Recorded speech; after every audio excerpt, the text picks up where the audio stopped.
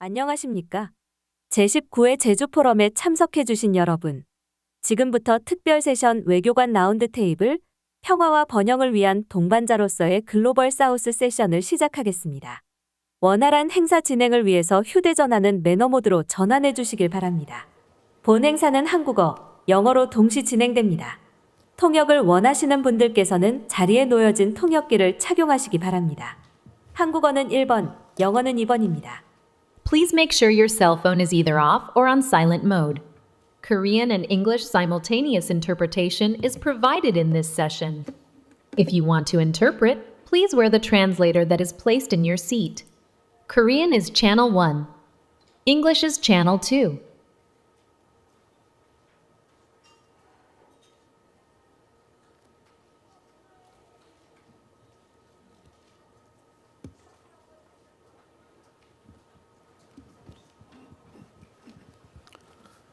Good afternoon, everyone, and welcome to Ambassadors Roundtable. My name is Intae Kang. I'll be the moderator for today's session. I'm also the only person who is not a diplomat, I believe. I was 7th president of Jeju Peace Institute, and until 2 years ago, I also organized this forum myself. I'd like to thank the current president, Kang Young-hoon, for bringing back to Jeju Forum. I thought we would be having a human MC, but it turned out that it was AI that made the opening introduction. Like the AI, which we have been hearing all the time since, I guess, sometime last year, the global south is trending rapidly. It is generating a lot of interest, discussions, and also confusions and even skepticisms and criticism. And I think, so we like to know what the Global South is, what it can do, what it cannot do. And the Jeju Forum is very innovative in the sense that it is asking us to cover this rather uncharted topic and their implication for peace and prosperity. And one thing I noticed while I prepare for this session is that even though the term Global South is trending everywhere, but not to the same degree. In some countries, there is more interest, and there is more hope for the Global South than in others. So I think it will be very interesting to take stock of the current debate, current discourse, diplomatic discourse on the global north by asking 6 panelists from different countries, including global north and global south. So I hope this session will be a very short course, crash course on the topic of the global south. The objective of this session is to delve into the role of global south as partners for peace and prosperity. I think the key point here is global south as partners for peace and prosperity, rather than independent force unwilling to work with others or resisting or pressure from major powers. I think the focus is on how we can work together. So we are extremely fortunate to have not just 1, 2, but 6 panelists from major global south and global north countries who will help us to understand the meaning and importance of the global south. Starting from my left, I'm pleased to introduce Madame Maria Teresa Dijon de Vega.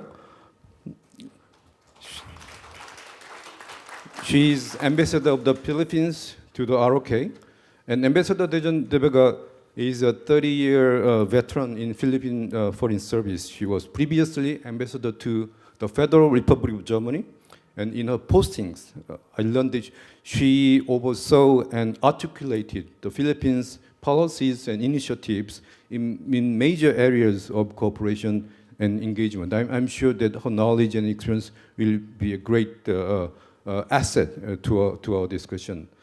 Next is Mr. Colin Crooks, who is an ambassador of UK to the ROK. I think many of you already know him. He was previously ambassador to the DPRK, or North Korea. And Ambassador Crooks is an expert in political and economic dynamics of East Asia and speaks fluent Korean. And you may be curious how he can speak such a nice Korean, maybe better than mine. And then next is Madame Marcia Donner Abreu, Ambassador of Brazil to ROK. Previously, she was Ambassador to Kazakhstan, Turkmenistan, and Kyrgyzstan. She has expertise in environment, sustainable development, and trade negotiations. Is that right? Yes, okay. I did my homework. Next is Mr. Amit Kumar, Ambassador of India to ROK. Prior to his posting in Seoul, he was Consul General in Chicago, and he joined Indian Foreign Service in 1995 and has dealt with bilateral and multilateral work in diverse areas such as political, strategic, and economic spheres. Next, Mr. Jeff Robinson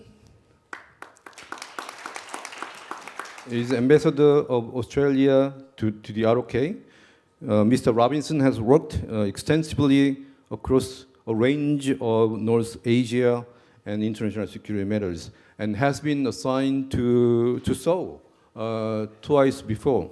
In fact, his first overseas posting was at the Australian Embassy in Seoul from 1989 and 1992. Lastly, we have Mr. Peter Grook, who is a national coordinator for Western Balkans, Minister of Foreign and European Affairs, Slovenia. Mr. Grook has more than 20 years of experience in diplomatic service, and in addition to his role as the national coordinator for the Western Balkans, he has been Secretary General for the BLAD Strategic Forum since 2016. So he is basically running a similar forum like a Jeju Forum. I think there will be a lot of synergy between our forums. So having introduced 6 speakers from major North and South, global South and North countries, I'd like to now introduce a very special keynote speaker. I have only 1 minute given by the conference organizer to introduce her, so I will try to introduce her very briefly. Tansri Datuk Dr. Rebecca Fatima Stamaria is the Executive Director of APEC Secretariat. And prior to joining APEC Secretariat, Dr. Stamaria was a top-level Malaysian civil servant and trade negotiator. And she began her career in the Malaysian Administrative and Diplomatic Service in 1981, has served in various capacities in the Ministry of Trade and Industry of Malaysia. It is my great honor and pleasure to invite Madame Stamaria to deliver her keynote speech.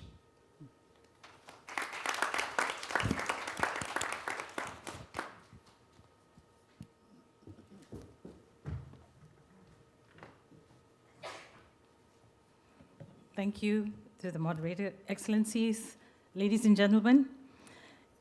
In 2020, even as the 21 members of the APEC, or Asia-Pacific Economic Cooperation, dealt with the challenge of keeping the flow of essential goods and services as COVID-19 ravaged the world, we did not lose sight of continuing to plan the future we wanted to see. The result was the Putrajaya Vision 2040 for an open, dynamic, resilient, and peaceful Asia-Pacific by 2040 for the prosperity of all our people and future generations. The cynics among us would brush this off is nothing more than another 30,000 feet aspirational statement. But closer analysis of the details of the vision shows how this grouping, established in 1989 as an informal economic body, zoomed in on the global issues that they must collectively manage, concerns such as climate change, digital transformation, inclusivity, just energy transition, food security, governance. In a world that is so divided, North versus South, developing versus developed, rich versus poor, where equal representation and a seat at the global decision-making table is a rarity, APEC is a standout example of equal partnerships and trust. As an economic collective, APEC today accounts for 40% of global population, about 50% of global trade, and 60% of global GDP. Since 2019, I've had the good fortune of serving as the executive director of the APEC Secretariat. APEC, I believe, is one of the first organizations to have understood the need to bring to the table people, even rivals from different places, as equals, and the 21 APEC economies, which include many representatives of North and South, both, including US, China, Russia, Korea, and much of Southeast Asia and countries in South America, amongst others, represent diversity in terms of culture, politics, and wealth. For initiatives to flourish, they will need to be inclusive, flexible, and designed to benefit the majority rather than the few. Varying views among members must be respected. Members try to keep a collegial air over the course of meetings so that ideas can flow freely. This is, of course, a general and almost idealized way of putting it. The kind of diversity in the APEC forum almost guarantees that there will be friction. In recent years, APEC has been tested like never before with trade tensions, COVID-19 pandemic, and conflicts at flashpoints across the globe. No APEC member economy, though, is in direct conflict with another, but tensions elsewhere have stoked disagreements over human rights, peace, and security, issues that do not usually fall directly on the forum's agenda. But the forum's emphasis on cordial, casual conversation, its reliance less on rules and formality, and therefore more on trust, specifically trust in the fact that each member is invested in a greater good brought about by cooperation rather than division. And this often gets the forum into agreement over the issues that matter. Last year, the US was the host of APEC. It was a time of tension. The host tried to manage inevitable but important pronouncements on geopolitics, including its own strong pronouncements, while ensuring that the group stayed focused on APEC's agenda of sustainable and inclusive growth. The Golden Gate Declaration, named after the San Francisco landmark visible from where the leaders met, was released with consensus, along with separate statements addressing conflicts. This demonstrated that there was room for agreement and a spotlight on dealing with shared crisis. This year, APEC is chaired by Lima, Peru, which means the region's premier economic forum is currently under the leadership of an emerging economy. And in the Southern Hemisphere, Peru will facilitate hugely important discussions among equals from rich and poor economies of a tapestry of political color. No doubt there will be debate, maybe arguing, but I have no doubt that everyone's voice will be heard, as is APEC's want. Thank you very much.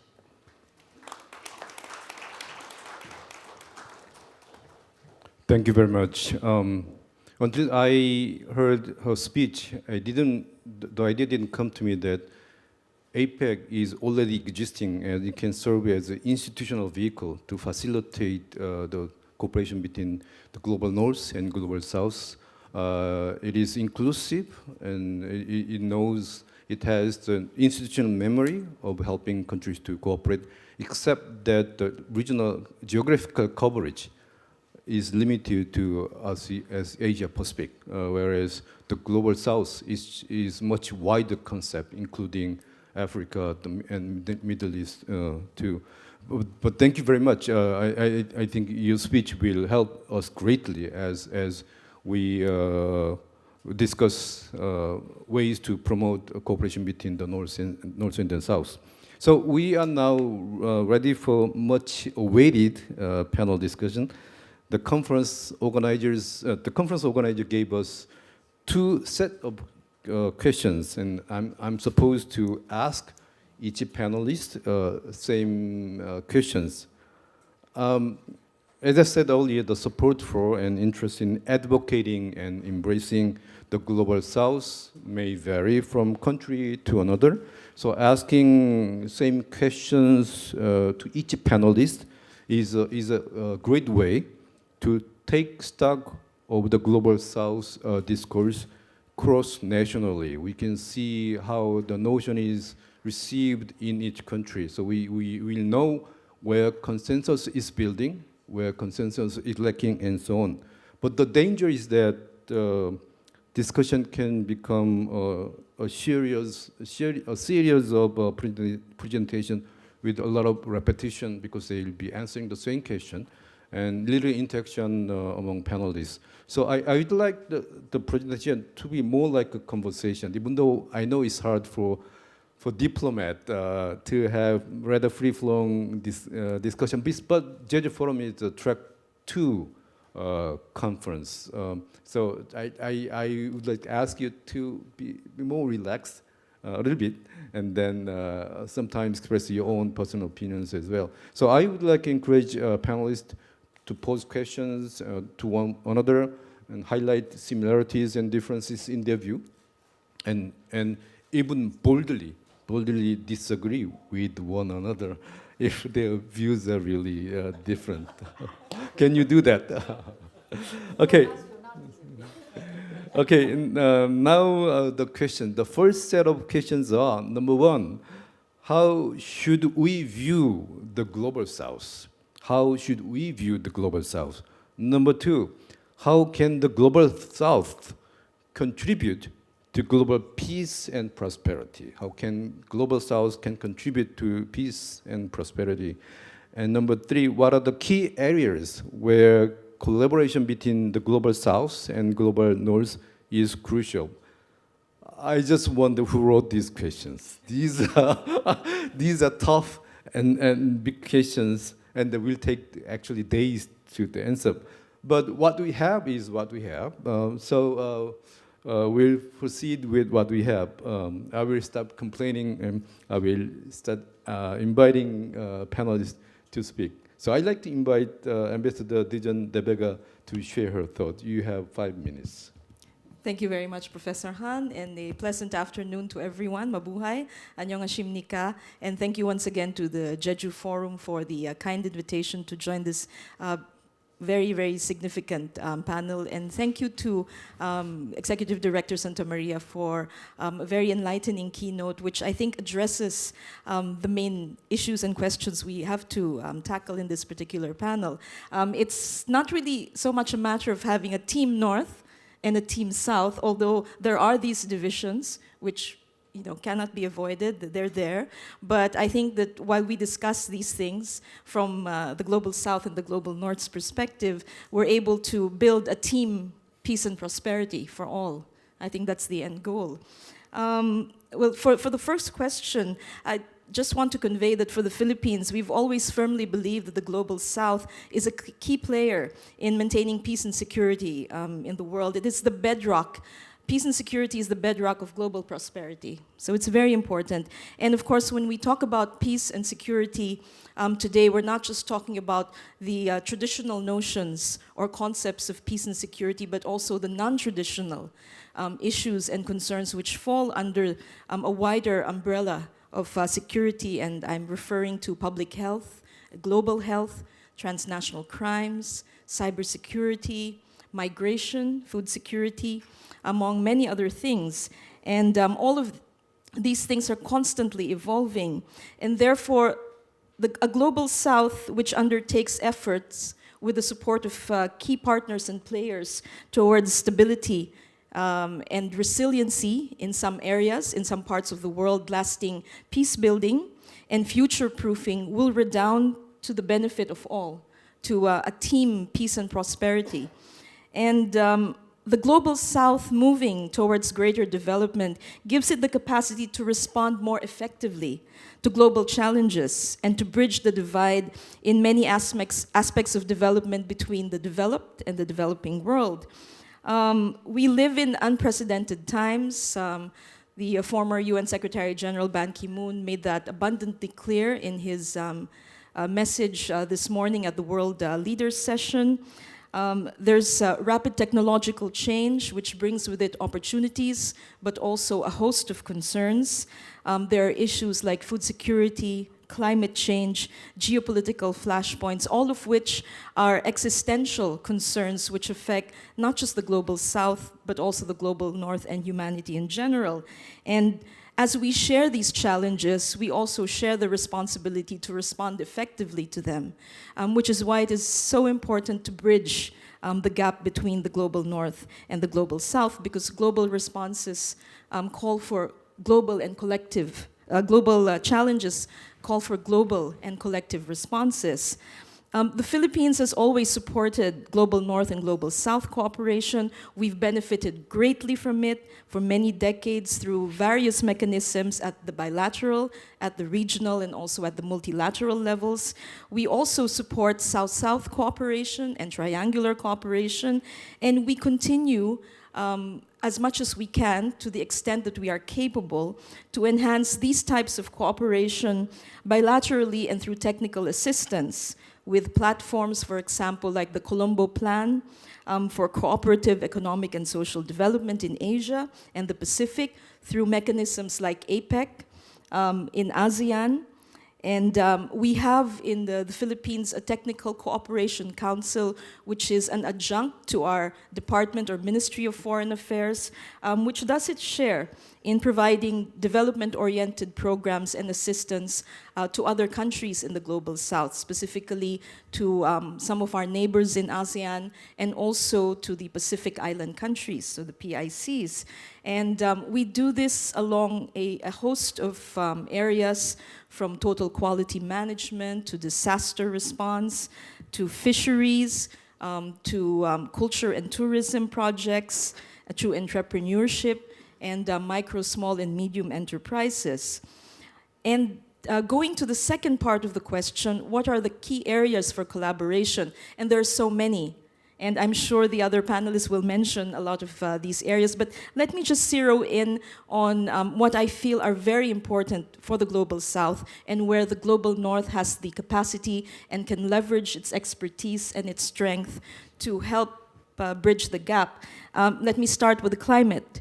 Many of the countries falling under the rubric or the umbrella of the Global South, whether it's because of their post-colonial histories or socioeconomic levels of development, the fact is that when you look at any listing of the most climate vulnerable countries in the world, chances are majority of the countries there are from the global South. In the Philippines, for example, we've never left the top 3 in any list.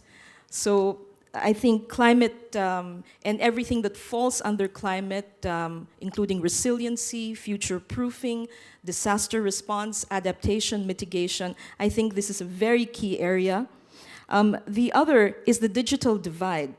At the third South Summit held in Kampala last January, the Philippines proposed a global digital compact that promotes digital inclusion, innovation, and interoperability to bridge the digital divide, because the digital divide affects all aspects of our existence.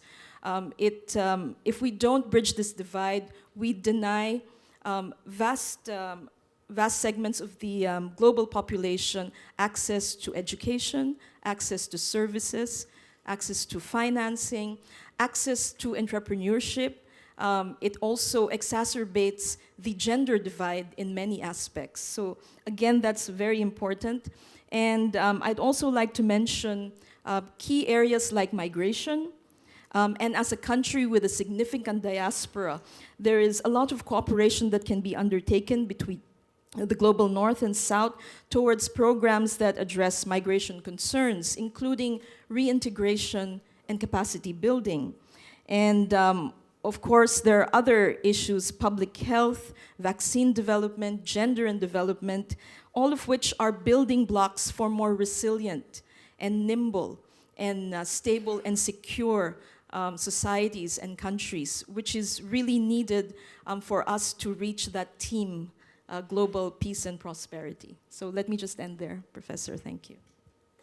Thank you very much. The team, Global North and South and North, has a lot of things to do together. And I was interested in hearing that in solving global problems, we need effort from both sides, Global North and South. But the digital divide is more problem within the Global South. But Ambassador Dejon de Vega correctly points out that it requires resources from the Global North to help solve this problem, and solving these problems are very important in reducing other issues such as gender inequality and so on. So very impressive and interesting. So now we'd like to hear from Ambassador Crooks. He's from Global North country, and I'd like to know whether his views are different or similar to what we just have heard. Well, thank you, Professor Han. And if you're expecting me to disagree with Ambassador Dejon de Vega, I think you may be disappointed, because I think you'll find that our views are quite similar in many ways. And I would also seek to perhaps reframe the question away from this idea of an axis of North and South, or two teams, as the ambassador put it, to one that recognizes that the world is changing. We've seen for many years now the world's economic center of gravity is shifting away from the Euro-Atlantic region towards the Indo-Pacific. We're seeing that Africa's share of the world's population is forecast to double from 18% to 37% by 2100. And in the coming decades, an ever greater share of the world's wealth, people, and power will be in the hands of countries in Asia, Africa, and Latin America, the global south, if you like. The world is definitely changing. It's also equally apparent that the world's most pressing issues, including some of the ones that the ambassador mentioned, but also conflict, climate and biodiversity, health, increasing inequality, impact on all of us, north or south. The Sustainable Development Goals are our collective plan for a single planet which all of us share, and we can only succeed if we have effective collaboration. We in the United Kingdom, therefore, will continue to invest in partnerships, and that includes old partnerships, but also new partnerships. These should be based on respect, on solidarity, and crucially, I think, on a willingness to listen and to learn from one another. We want to make sure that we are delivering on the issues that most people in the world are asking us to deliver on: access to finance, access to investment, a better deal on debt, better representation in the global system, as well as equity in climate, in technology, in health, and so on. In the UK, we've also been clear that we need to adapt the current international system to one which is reinvigorated, which is more dynamic and more representative. We think that our approach needs to be bigger, better, and fairer. Bigger in the sense we need a bigger multilateralism that collectively delivers more for all of us. And delivering ambitious reforms to the international financial system is something that we would like to see to unlock more resources to support delivery of the SDGs and dealing with global challenges. The system needs to be better. We need a better multilateral system which has the right capabilities and institutions to deliver. The system should be more responsive to crises and to shocks and able to prevent or mitigate such events. We need a system that delivers results for all. And we need a fairer system. We need a reformed global governance that is fairer for all.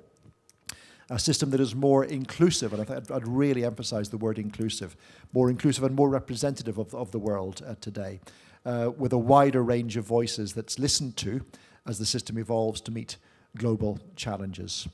Perhaps I'll stop there. Very, very much. I'm a little bit disappointed that there is not a huge disagreement between two ambassadors, but I'm happy. I don't know how to explain this oxymoronic emotion, disappointed but happy. And the one thing I found interesting is that Ambassador Crooks talked about improving the existing multilateral institutions to help the South and North to work together to solve global problems, making multilateral institutions more inclusive, more representative, more fair. I think I think that this shows where the Great Britain is how Great Britain is putting priority. Where he tried to focus in dealing with the same issue. Thank you very much.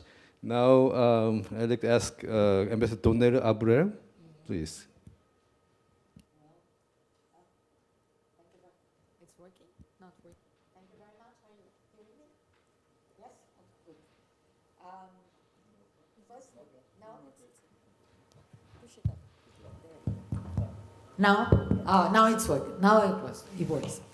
So, first of all, I would like to thank the organizers of the Jeju Peace Forum for having me here, having this interesting panel with our colleagues. Professor Han, thank you very much for your moderation. Dr. Santa Maria, it was indeed an enlightening presentation that you made us in your keynote.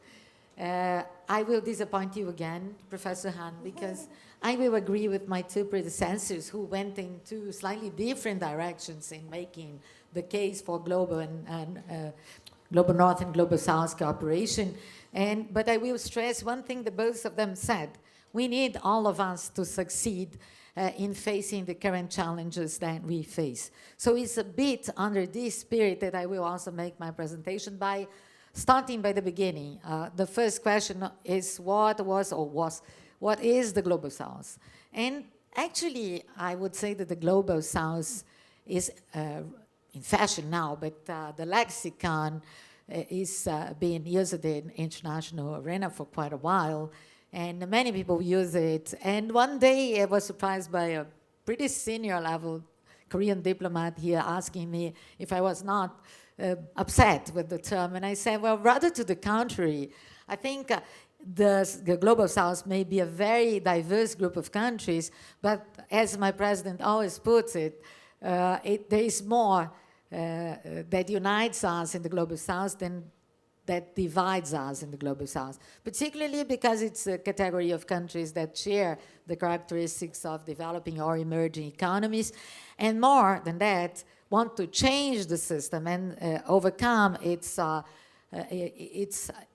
own inequalities and the asymmetries of the international system. Second, the Global South is pretty big. I think it has been said here.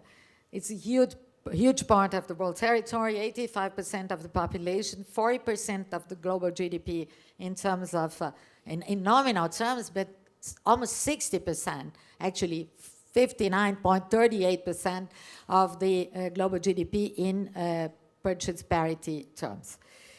The second, fifth, and eighth biggest economies, as Ambassador Crooks pointed out, the economies are shifting, are today in the South. In 2050, the three biggest economies, China, India, and Indonesia, will be in the South. We have glowing clouds in the world, I would say, but we have less voice and less decision-making power in the world and at the international level than the reality would suggest that it should be.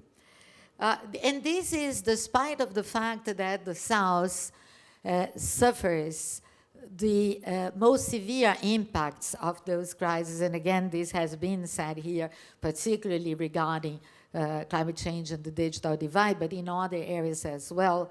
It is not that we don't know what needs to be done. Ambassador Crooks talked about implementing the 17 Sustainable Development Goals. This is obviously a well-known roadmap for a better world, but we are actually in the last year's summit on Sustainable Development Goals, realized that we are either stalled or running less fast than we should, or even worse, receding in terms of getting to the implementation of the goals. And I think it was Dr. Santamaria who pointed out that at the current pace, it would take 30 years for us to get to the Sustainable Development Goals, but we have only 6 to go there. So this brings us to cooperation. What needs to be done? We need more cooperation. We need more collective action. But we need to mobilize financial resources and expertise and capacity building and a number of other things. And I would now switch to what Brazil is contributing to that, because my country, as you know, is chairing the G20 this year. We are following on the steps of Indonesia in 2022 and India in 2023, and we'll be followed by South Africa in 2025. 4 emerging economies chairing the G20, so a lot of accent will go, I think, to these development challenges and to the other challenges to peace and security. And I agree with Teresa de Vega that says that peace and stability are the bedrocks for progress, of course. And in view of the challenges that we face, Brazil is proposing a G20 focused on 3 priorities. This is in order to achieve the goal of building up a just world and a sustainable planet. And then first goal is social inclusion with a global alliance against poverty and hunger.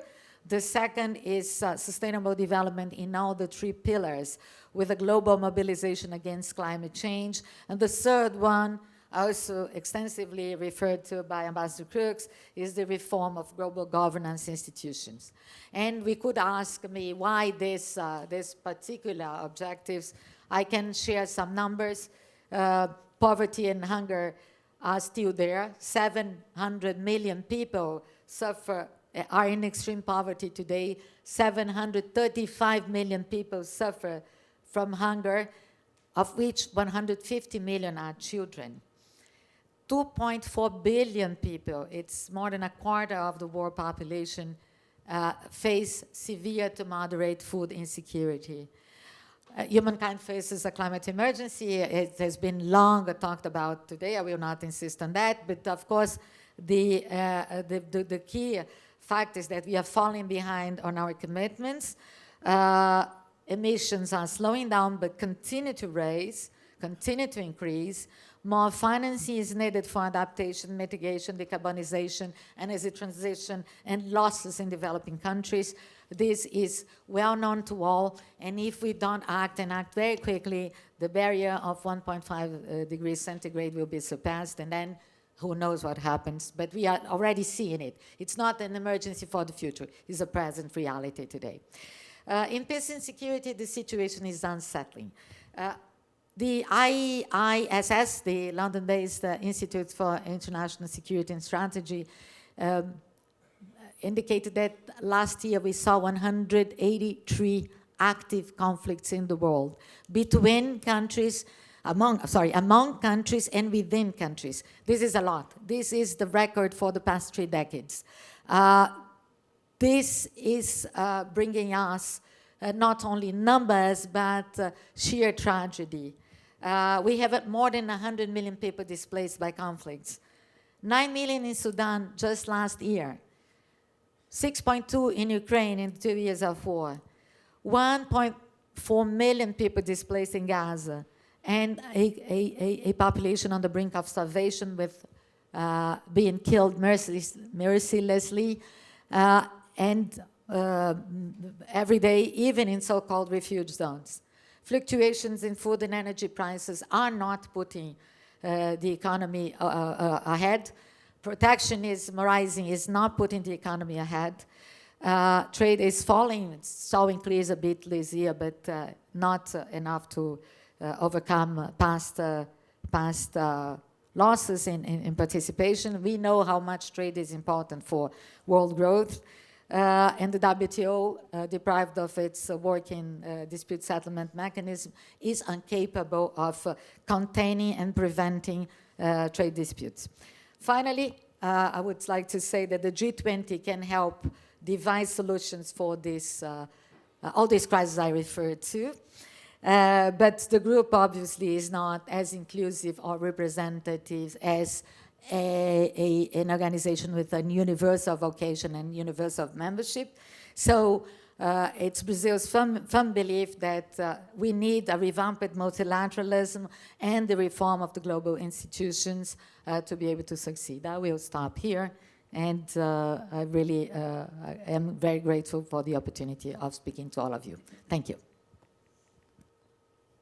Thank you very much. I'm growingly more convinced of the need for cooperation between the global south and the global north, because we have huge and increasing traditional and non-traditional global issues. So we need to resolve them to be prosperous and to be peaceful. I think we have consensus, not just, even though I'm not one of the panelists, but I also agree with our speakers. But the consensus, can it turn into action?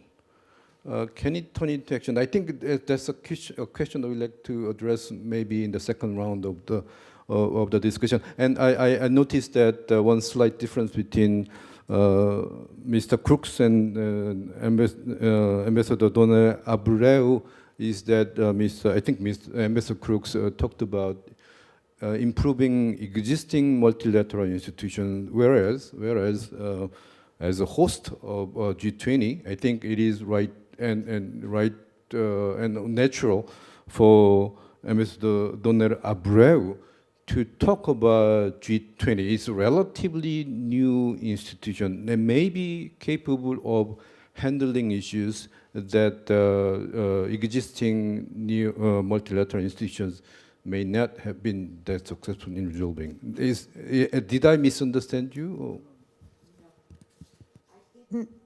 Sorry if I may, just a second. I didn't say that the G20 can tackle the issues. I have mis-expressed myself. I said the G20 can help proposing a roadmap for that. But it is at the end to the multilateral system, to all of us, to respond to that, because the G20 is just 20 countries. We are not 200 countries. So it is impossible for the G20 to act alone. And it wouldn't be good. The same position as Ambassador Crook, improve and reform the multilateral institutions. And I'll talk more of that on the next question. Thank you for correcting me. And I'm surprised to find this very strong degree of consensus among members of diplomatic corps. I'm impressed. Okay, now Ambassador Kumar. Thank you, Professor Han, Excellencies, distinguished guests, fellow panelists. I thank the organizers for bringing us all together for this very timely and relevant discussion. As Ambassador De Vega pointed out, I think we need to take a broader view of what constitutes security, and from that perspective, I think issues of security, peace, and development are really indivisible. And I would also like to point out that despite the shifts in center of economic activity globally, I think we can all agree that challenges, whether they are episodic or long-standing, such as the COVID-19 pandemic that we recently saw, ongoing conflicts, climate change, and humanitarian disasters, they all have a disproportionately negative impact on the development efforts in the global south. Our experience has also shown that these challenges are such that they can only be dealt through a collaborative solution framework, but undertaken in consultation with the Global South. And therefore, as part of our G20 presidency last year, India organized 2 Voice of the Global South summits that saw participation of more than 100 countries. And our objective was really, as Ambassador Crooks had emphasized, was to listen to the voices in the Global South and learn of their expectations and aspirations and project them onto the G20 platform for further deliberations. I think the priorities of the Global South were reflected in the outcomes of the G20 presidency, be it in terms of addressing the challenges related to climate change and sustainable development, financing for development, reform for multilateral financial architecture, as well as WTO or United Nations and so on, addressing debt vulnerabilities or deploying digital public infrastructure. In some ways, the characterization by ROK President Yoon of these challenges as the development divide, climate divide, and digital divide is a very succinct characterization. Bridging them is crucial to realizing the 2030 UN Sustainable Goals. I, being the fourth speaker, I think there are many issues which have already been covered, so I'll take a slightly different track, and I want to highlight a few broad issues that needs to be fixed as we move forward in terms of approaching our problems. International solidarity, prescriptive approaches, and inadequate financing. And I'll touch upon these issues through specific cases. We have most recently gone through a very difficult period of the COVID-19 pandemic. And I think we saw how some developed countries hoarded COVID-19 vaccines much more than was required, in some cases 5 times their national requirement. And due to this, these life-saving vaccines, which could have been provided to the developing countries, could not be provided. They actually went to waste in the end.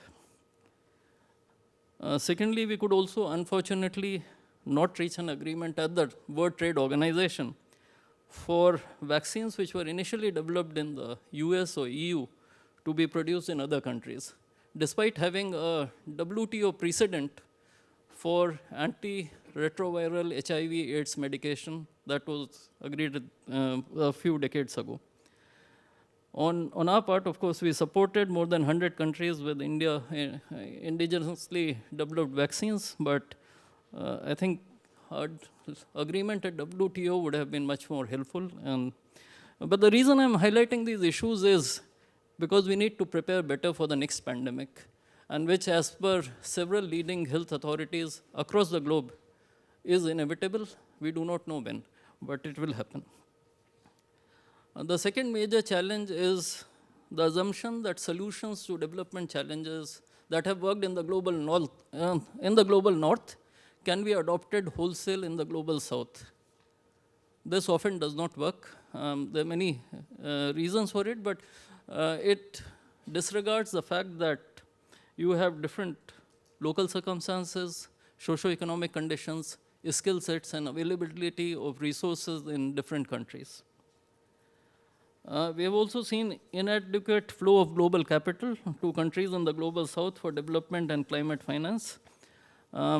We have had a commitment by developed countries, as was agreed under climate talks, to contribute $100 billion for the global south for climate adaptation and mitigation efforts to be realized by 2020. And as I speak, I think we are very, very far from those targets. At the same time, lack of adequate viable financing has also in turn led to predatory lending practices, which is fueling indebtedness in this world.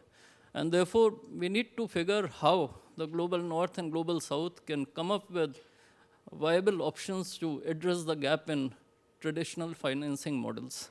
And I would like to touch upon that in my next intervention. Is something solution-oriented, outcome-oriented issue. And there's one thing I want to touch in a bit of a detail is about digital technologies. We are undeniably in an era of digital transformation. These technologies have or can profoundly benefit our societies in many ways. But these technologies are also controlled by a handful of countries or big technology corporations, and as I think one of the previous speakers alluded, will only exacerbate the digital divide that we are seeing today. So I don't know what the solution to that is, but I just want to mention that India has adopted a unique paradigm of investing in building digital public infrastructure, or DPI, which offers scalable, secure, and inclusive solutions for improving our governance, but also improving lives of our citizens. And we have achieved some notable successes in this regard. The unified payment interface in India today registers transactions worth US $1.5 trillion last year, but it has helped advance financial inclusion for our people. Our CoWIN platform was instrumental in managing the logistics of administering more than 2 billion doses of COVID-19 vaccines nationally. And we have offered these digital public infrastructure platforms to countries of the developing South. So I think I'll stop here and then look forward to the next intervention. Thank you very much. I'd like to ask Ambassador Robinson. Kyosunim, thank you for the opportunity. I have to say it's very difficult being asked to speak further down the pecking order, because it's very hard to come up with intelligent things to say when most of them have already been said. I'm also going to disappoint you a little bit, Professor, in that I am not going to disagree. In fact, I agree with all of the things that have previously been said. It's really, all of the things that have been said from different approaches are all very correct. But I want to take a slightly different tact rather than trying to come up with something new. And it's a little bit of a history lesson. The last huge international crisis was arguably World War II. And out of that came the United Nations, including the concept of the UN Security Council. But at the time, reality also intervened in that a number of countries were given a special veto right to be able to maintain their own particular interests going forward in a world that envisaged the need to address international challenges through dialogue and diplomacy and institutions.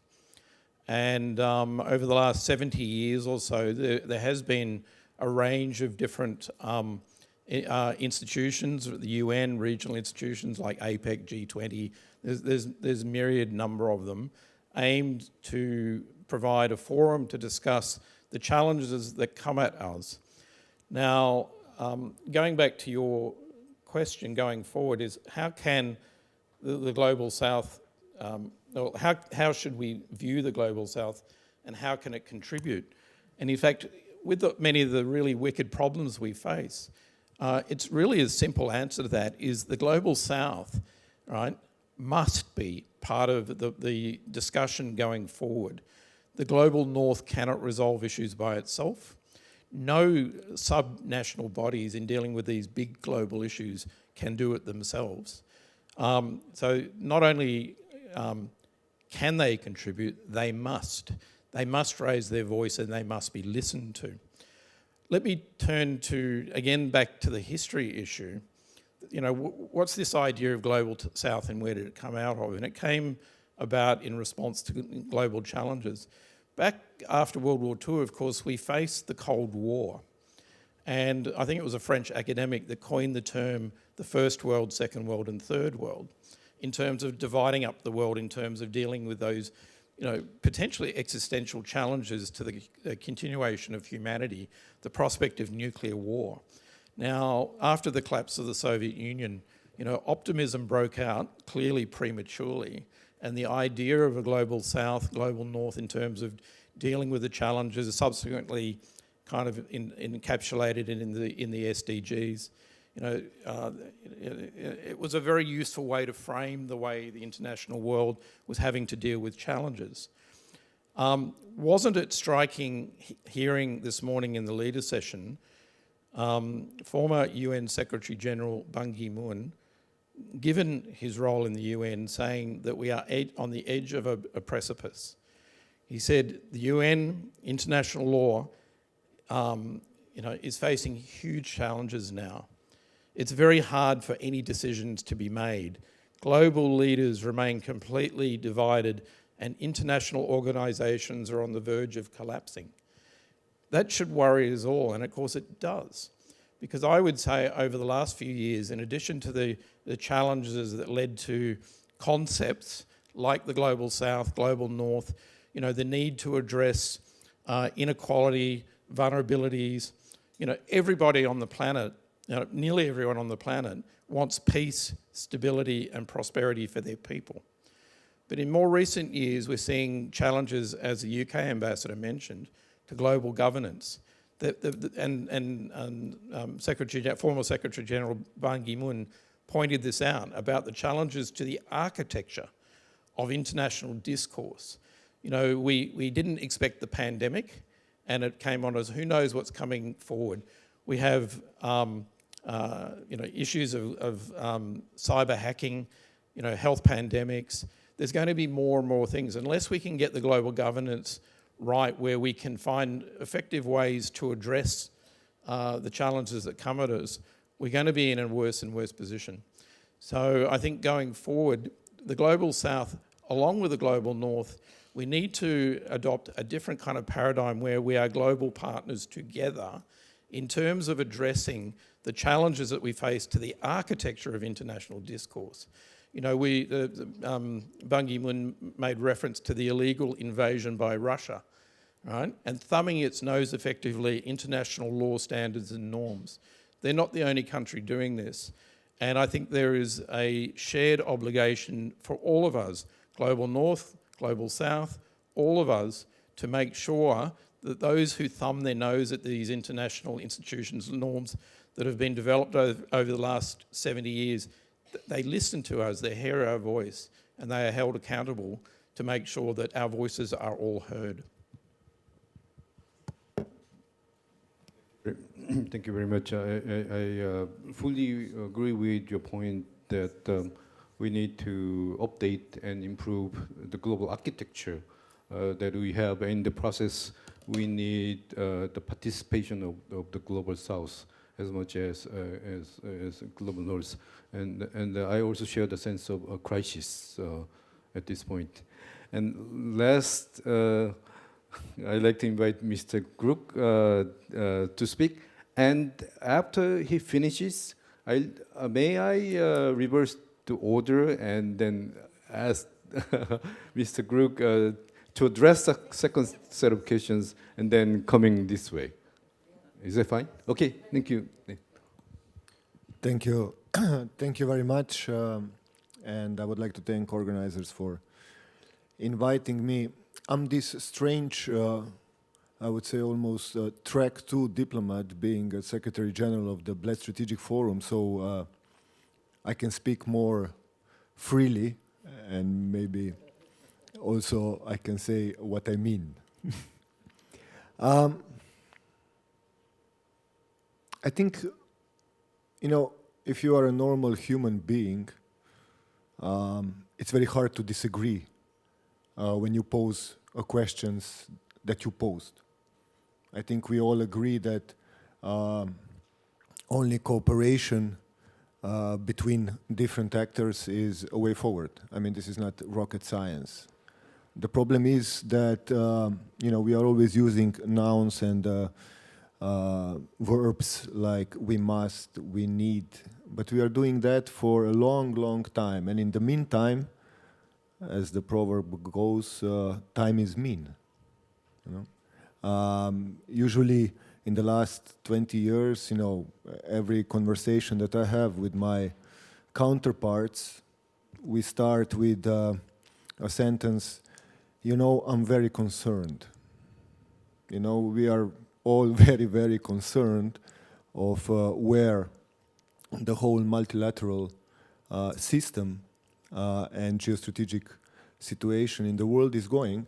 The problem is we can't move from this concern to actually act. If you have been listening to ambassadors before me, they all agreed on the need to move forward, but we don't do it. We don't do it.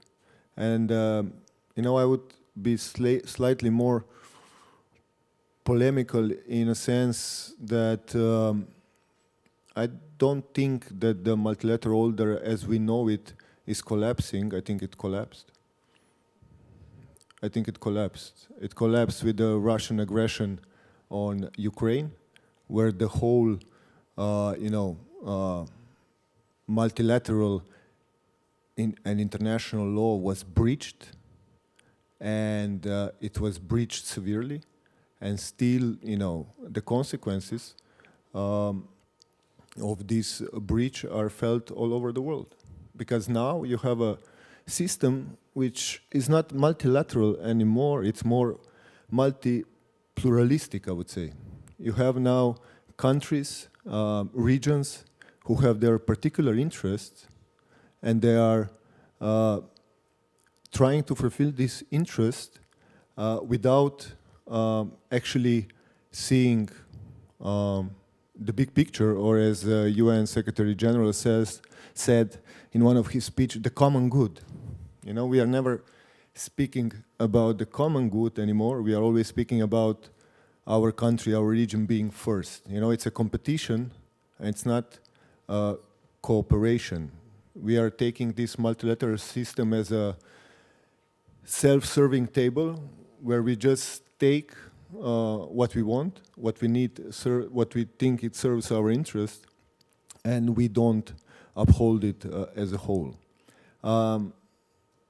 So where do we go from here? This is the big question right now. We have conflicts which we can't stop. We have UN Security Council resolutions which are not being upheld.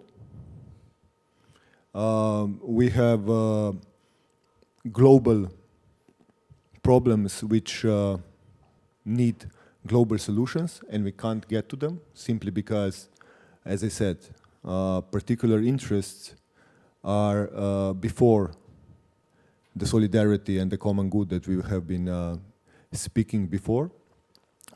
So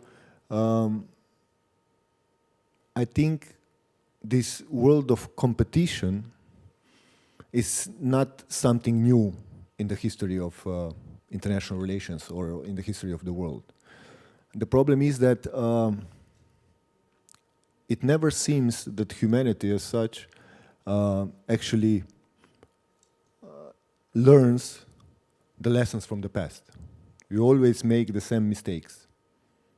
If we were talking about the situation in the world affairs, which was before the Second World War, you will find a lot of similarities with the world that we are living in today.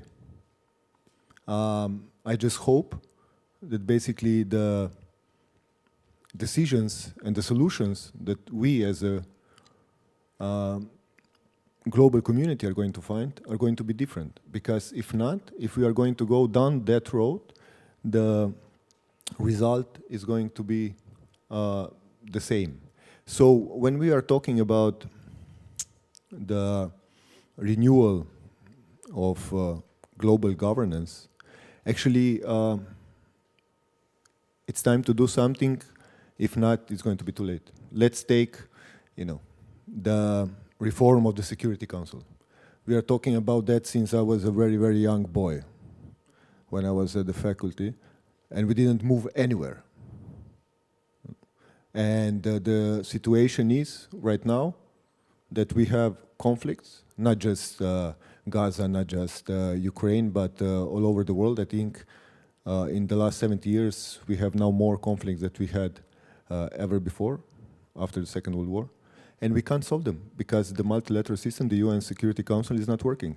So, you have countries also here at this table who are in the Security Council, including Slovenia right now, because we became members last year or this year.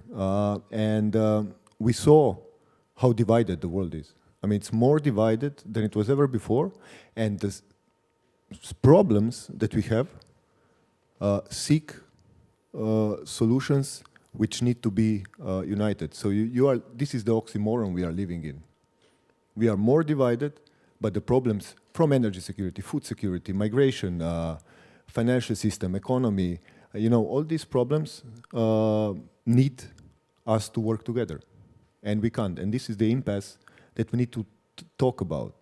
We can agree here, and we are going to go from Jeju Forum feeling that basically, we are in agreement. There is going to be something done, and then at the end of the day, we are going to go back to our respective countries, and we are going to see further disarray of the multilateral system as we know it. Thank you very much. I feel like I was in a very sweet dream, and someone shook me and then got waken up in the middle of the night. But someone said that the first thing you need to do to make change is to recognize the reality first. Rather than sugarcoat it or denying it, you need to recognize and see it as it is. But that's hard, and sometimes there may be kind of different multi aspects of reality. So I'm very curious to hear reactions to Mr. Grook's points by other panelists if they are willing, or we basically have two options. These are not exclusive of one another. The first is we will address the second set of questions, which is that number one, key challenges that hinder effective cooperation between global North and South, and then number two, how can we bridge the divides and foster stronger collaboration, and number three, what unique role the ROK can play in facilitating such cooperation. These are the questions you were given previously, so you can answer them as planned, or respond to some of the points that Mr. Grook have just made. It's up to you. And may I ask Mr. Robinson to speak first? Thank you very much. Now, okay. Just picking up the theme here, I mean, I've been a diplomat for a long time. We've been talking about the need for reform of the UN system, in particular the UN Security Council. As I mentioned, at the end of World War II, the price to the international community as it was then, a lot of countries in very weakened positions, countries coming out of a colonial history. The price of the leaders that came out of World War II was the UN Security Council, where a small number had the veto, a right to protect their own interests at the expense of the greater. I think the challenges that everyone understands in terms of dealing with many issues that are inherently global in nature requires a global response. But in getting the veto, of course, the implicit understanding is that there was a responsibility as well. And I think it's time the international community, Global South, Global North, all together, we have an interest in holding those countries to account for their thumbing their nose at the principles under which the UN was first established. So I think, we can wring our hands and what have you, but ultimately, I think there is a need, in fact, a desperate need for perhaps a different approach where collectively, and no country is entirely immune to international pressure, that there needs to be a groundswell, I think, in terms of looking at practical ways that hold those who do ignore their obligations under the international system to account, and hold, and there needs to be a greater groundswell. Now, of course, not every country does that. A whole lot of factors come into play in terms of bilateral relationships with, some of the big and powerful countries. But I think going forward, it's in all of our interests to deal with whatever future challenges come, that the global governance arrangements work better than they are now. And I think a good starting point is reforming the UN Security Council and how it works, and holding to account those who actually clearly operate in a way that violates the original principles under which the UN was established. Thank you very much. Mr. Kumar, please. I think our experience at the UN shows that the reform of the multilateral organization is going to take a long time. And therefore, I would rather stick to offer some experience sharing from our national perspective on how some of these development challenges can be tackled. So we have had a very long track record of development assistance projects covering 78 countries. And our current portfolio of projects is worth $25 billion. The basic principles are that these projects have to be demand-driven, rely on a consultative approach. These are undertaken transparently, are environmental friendly, and are financially sustainable. Another key aspect for us is that these projects should lead to empowerment of local communities. And based on these principles, India has also entered into triangular cooperation models with the US, Germany, UK, France, and EU to offer development assistance in Africa and Latin America. In the Quad framework, we are working on practical cooperation in areas such as climate action, disaster management, reliable supply chains, health security, and maritime security in the Indo-Pacific region. At the regional level, we have launched a Coalition for Disaster Resilient Infrastructure, or CDRI, at the UN Climate Action Summit. And under this framework, there was another initiative called Infrastructure for Resilient Island Estates in cooperation with India, with the UK, Australia, Fiji, Jamaica, and Mauritius.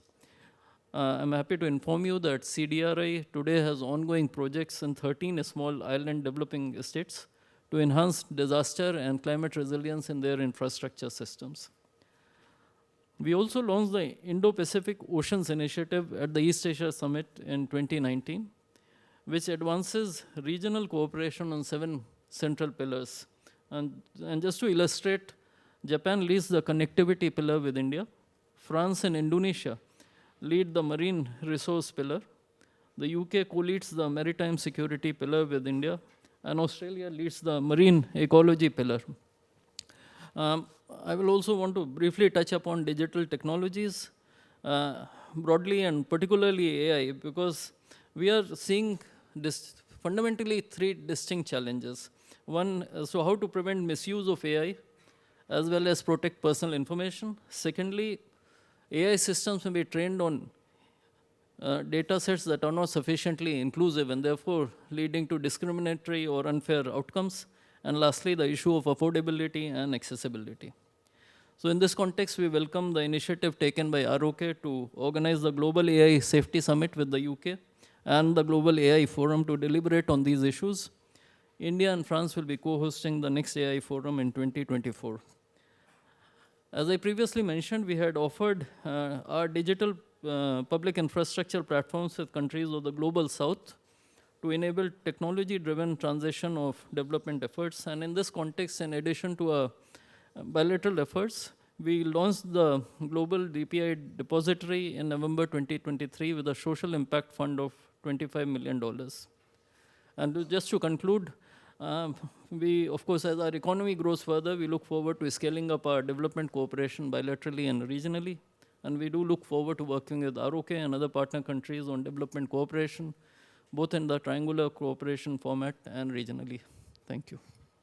Thank you. Thank you for mentioning South Korean initiative in your presentation. I'd like to ask Ambassador Donner Abreu, and if possible, could you limit your presentation to 3 minutes? 3 minutes. That is unfair. The others had all their time to speak. But let me say, I will take your question. This is the consensus or broken by Ambassador Girk here can lead to action and to implementation of what we said. Really, I don't know.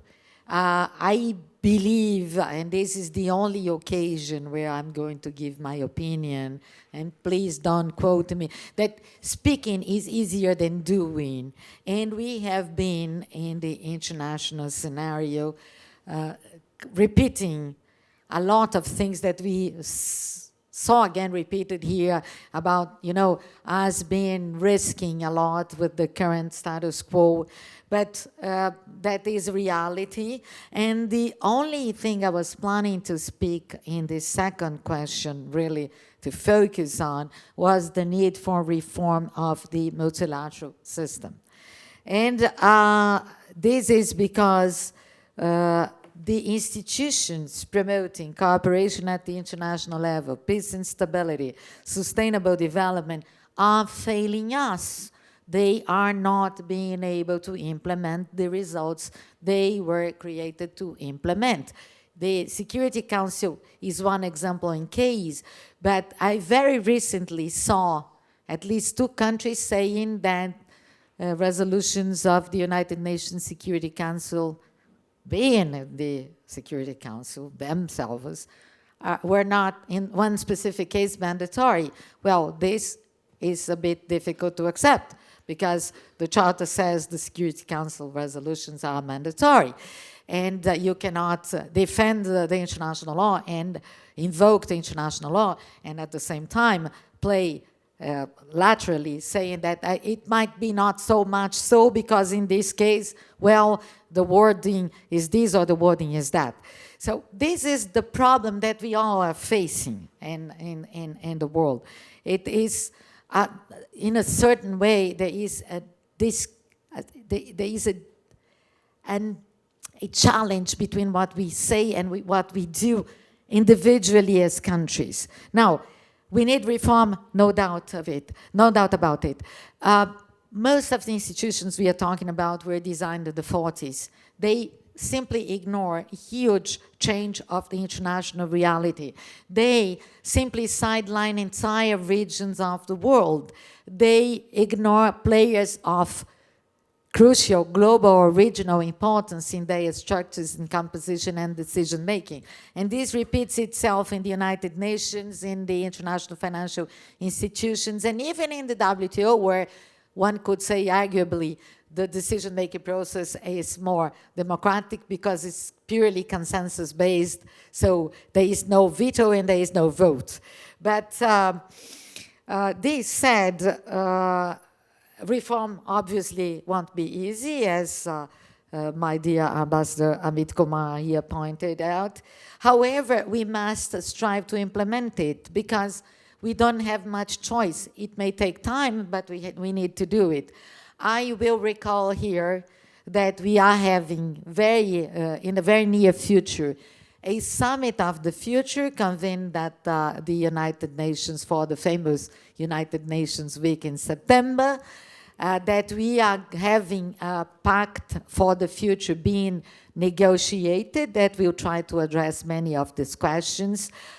We are obviously trying also to do our part at the G20 level, as not to replace the United Nations at all, just to suggest perhaps ways and means of providing a roadmap for certain actions. Particularly in terms of mobilization and cooperation. For the first time ever, we are going to have a foreign ministers meeting of the G20 held at the United Nations and open to all members of the United Nations. So it's really G20 meeting the global community, if you want.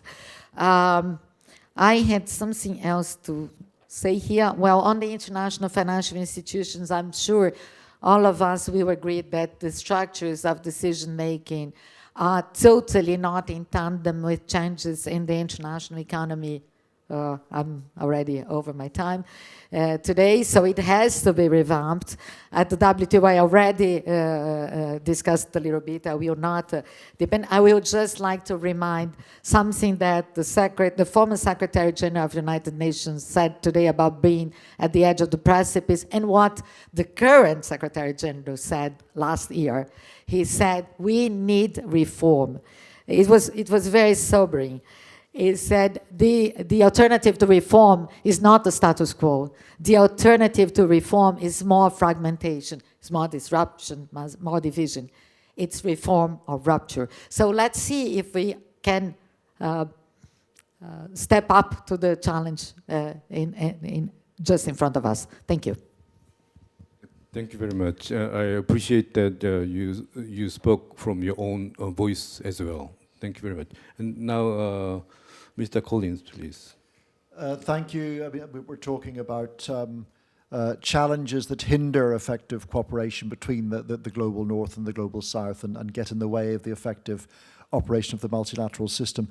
I'd highlight two broad challenges there. One is a trust deficit. Trust needs to be maintained between developed and developing worlds, and recent years have exposed the fragile state of this trust. There certainly is a perception from some that the international system and institutions such as the UN, the World Bank, the International Monetary Fund prioritize certain interests.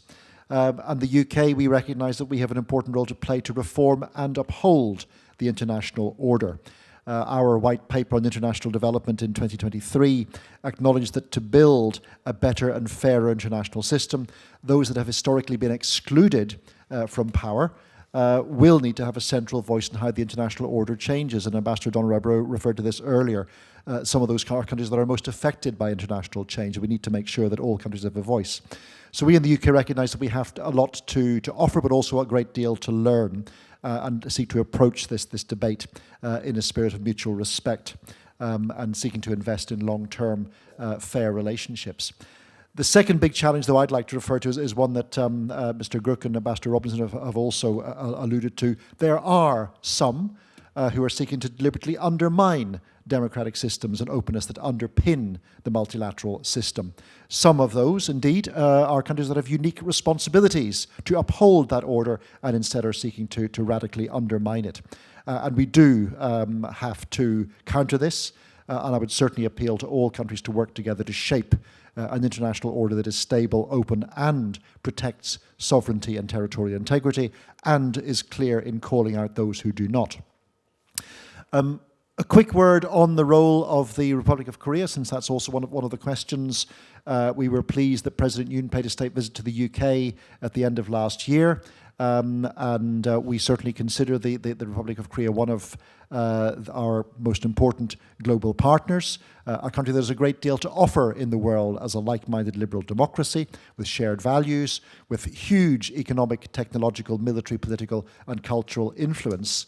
The ROK certainly has massive scope to shape the international system and to realize its ambitions to be a global pivotal state. One example from our own bilateral relationship is our strategic development partnership that we agreed between the UK and the ROK during the state visit. And we see this as an opportunity to match the UK's expertise, experience in international development with Korea's ambitious new programs and also Korea's uniquely attractive and successful development model, having grown from a poor country to the rich world in the space of 2 generations, as well as its soft power appeal. So we see a huge amount of potential here in the ROK, and also I would say a considerable amount of responsibility as well.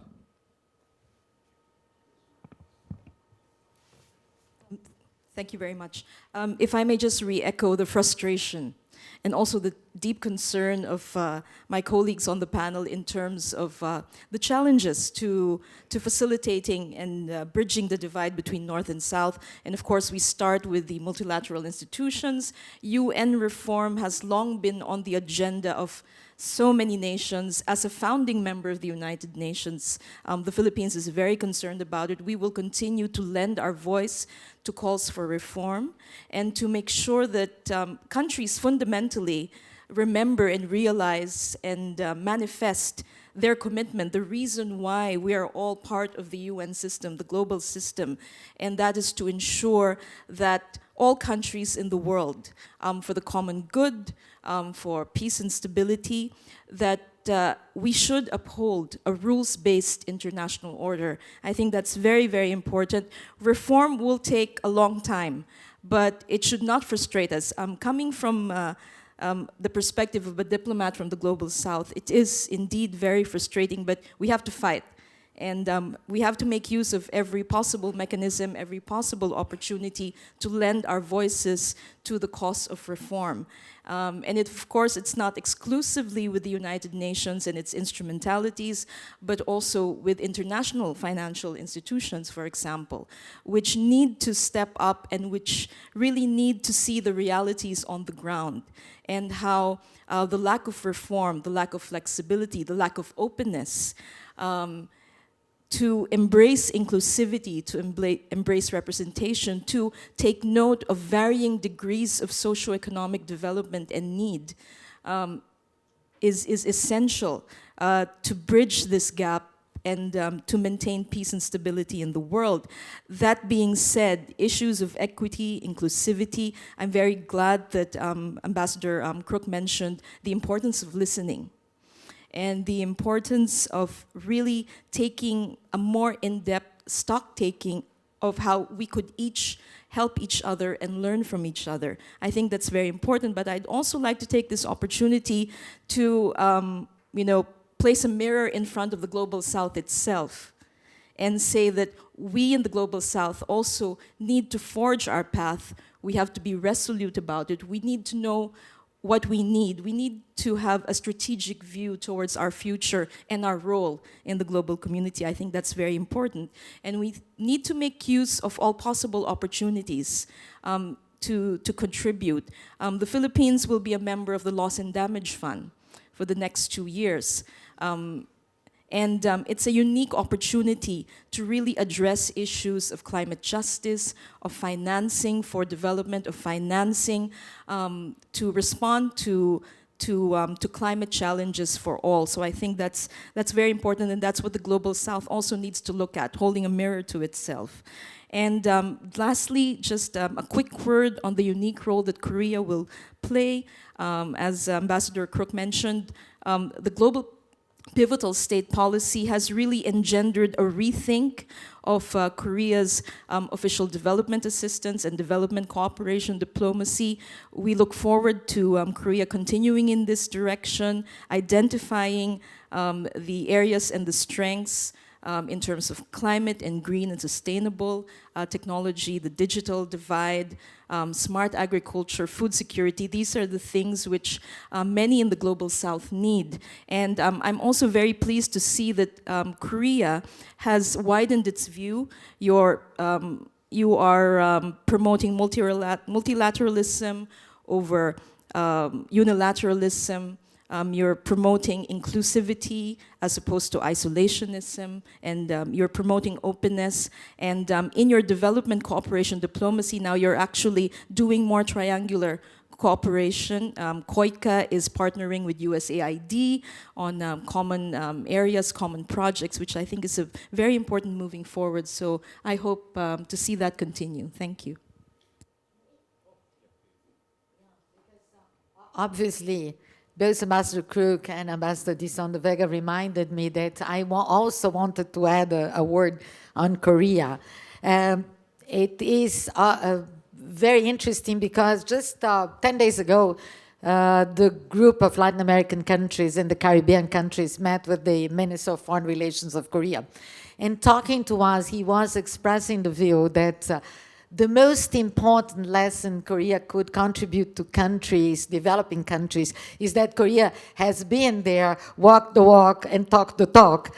Korea has evolved from a very poor and unprivileged country to the position of a very rich, prosperous, innovative country in mere decades. It's the unique story of Korea, and he said this is what we can best contribute: our good practices, our know-how, our own paths to development. And I can see it happening because Brazil is not an ODA recipient. We are middle high income, so we do not work with COICA. But I can see daily Korea contributing with technical, for instance, or professional skills in countries like mine, students that come to universities, people receiving training in any sort of area from, management, public management, to vaccine manufacturing, to resilient urban planning. So this is really a unique confirmation and confirmation that a country that has the vision and the political will to do it can really make a huge difference. So thank you. Wow, thank you very much. I didn't know diplomats can be this much passionate. I'm happy that you shared your view, even personal view, and I think the debate is very enlightening.